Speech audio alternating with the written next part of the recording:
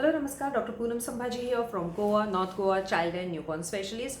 आज का मेरा जो क्वेश्चन है वो आलिया वर्मा जी ने पूछा है कि क्या हम मल्टीविटामिन्स ऐसे ही दे सकते हैं? अगर मुझको बेबी को कंटिन्यूस मल्टीविटामिन देना है तो क्या मैं विदाउट प्रिस्क्रिप्शन दे सकती हूँ क्या?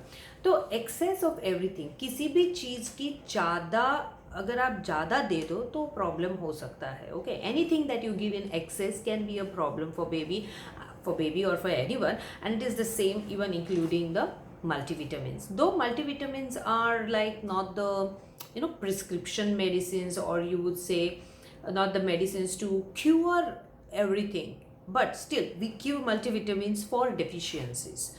Okay, now we should know when we give multivitamins, is it going to harm our baby or no? Okay, so there are some times that the multivitamins can also harm your baby when they cause excess of a vitamin.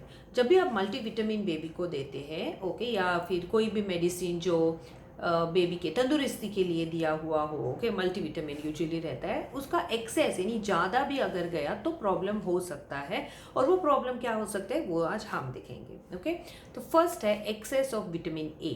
if the vitamin A is in excess, okay, like sometimes vitamin A is given as a supplement for some problems. Sometimes parents take multivitamin every day and there will be some small amount of vitamin A in that which they will continue. Plus, in addition, if a multivitamin treatment is given, like many times skin problems, vitamin A is given. Okay, so if the parents give it for a longer time thinking that vitamin A is good for skin, so I will continue it, it may cause problem. One of the serious problems of vitamin A excess is that it can cause increase in the pressure in the head, especially in children, and this can lead in rare conditions to seizures or fits.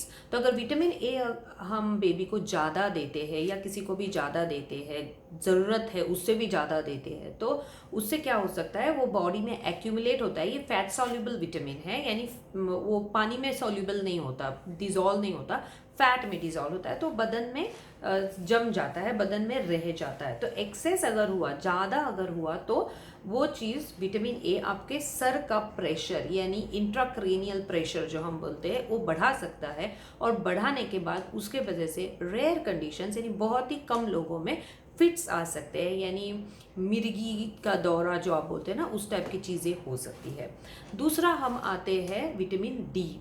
आजकल तो vitamin D का पूरा market चला हुआ है, कुछ भी हो जाए, विटामिन डी मैजिक मेडिसिन है, ऐसी बहुत सारे एडवर्टाइजेज चल रहे हैं। तो विटामिन डी ये भी एक फैट सॉल्युबल विटामिन है, और इसका एक्सेस भी प्रॉब्लम कर सकता है, जैसे किडनी स्टोन्स, यूरिन स्टोन्स हो सकते हैं।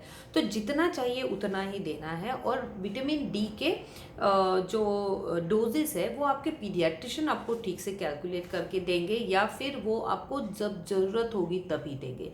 डोंट जस्ट बाय, आप जस्ट क्योंकि विटामिन डी मुझे देना है इसलिए मैं खरीद के दे रही हूँ, ऐसे मत कीजिए। आपको अगर आपके पीडियाट्रिशियन ने बोला है तो ही दे दीजिए। So when vitamin D is given in excess, nowadays there is so much of advertisement on vitamin D as a magic medicine, okay, that many parents tend to take it without prescription also, and they are available in so many varieties. They are available as jellies, they are available as chewable tablets, syrups, drops. Okay, so you have to be very careful. If extra vitamin D is taken, it can cause kidney stones as well as bladder urine stones. Okay, so avoid excess, ask your doctor for the prescription if it is needed.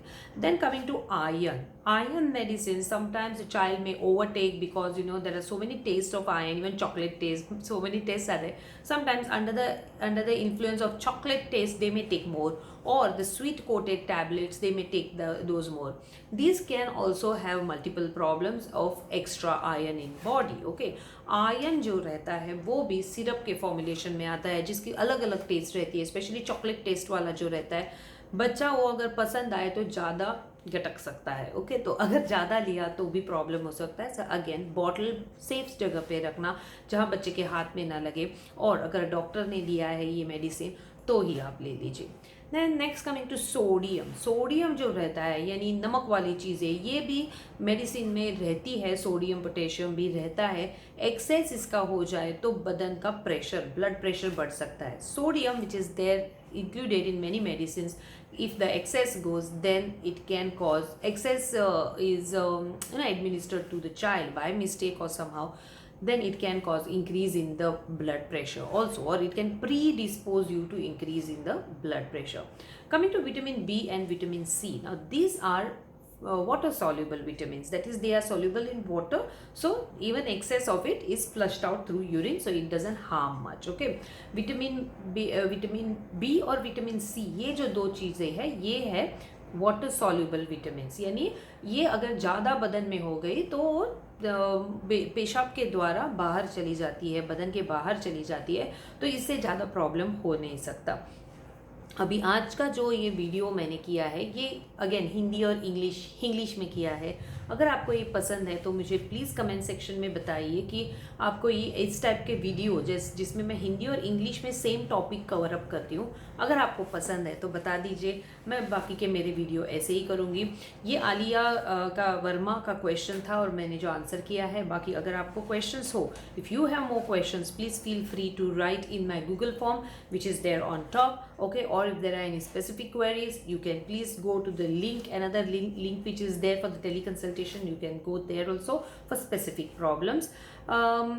बाकी और जो questions है वो आएंगे, whenever they come I will answer those questions, and if you specifically want it in Hindi, English or Hinglish, please write that also in the Google form so that I am aware what are your expectations. Because जब मैं एक video करती हूँ मेरा एक ही M रहता है कि जो मैं बात कर रही हूँ वो आप लोगों तक पहुँचे। Whatever I am telling, I want this information to reach till the parents. These are the target population, what I say. Okay, if it reaches till the parents, that means you get the knowledge. अगर जो मैं बात बोल रही हूँ अभी आप parents तक पहुँच रहे हैं, माता पिता तक पहुँच रहे हैं, यानी आपको ये बातें समझ में आ रही है और आप इन बातों का यूज़ आपके बच्चे के केयर में यानी चाइल्ड केयर में आप कर सकते हो, तो मुझे उतनी ही खुशी बस है। ओके, अगर आपको क्वेश्चन है तो आप गूगल फॉर्म में लिखिए, लिंक है डिस्क्रिप्शन सेक्शन में बिलो। ओके, और अगर आपको स्पेसिफिक क्वेश्चन और स्पेसिफिक कंसल्टेशन करना है तो उसका भी लिंक नीचे है। Bye bye, see you.